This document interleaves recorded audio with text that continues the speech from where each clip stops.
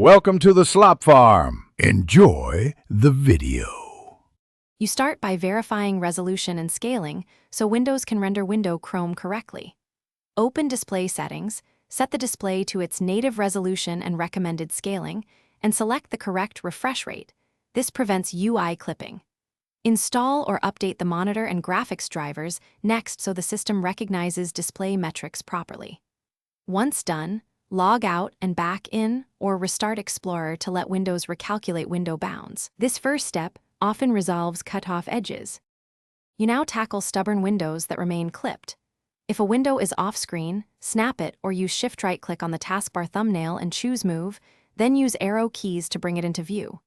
For apps that draw outside bounds, open the EXE Properties, Compatibility tab, and change high DPI settings to let Windows override scaling. This fixes coordinate mismatches.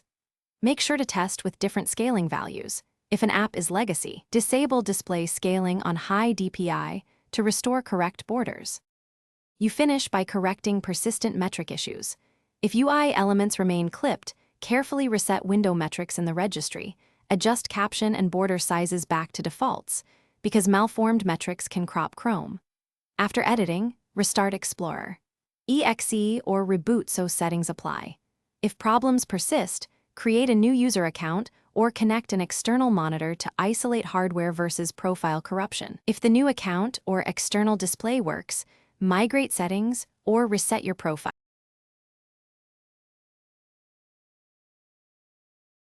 Thanks for watching.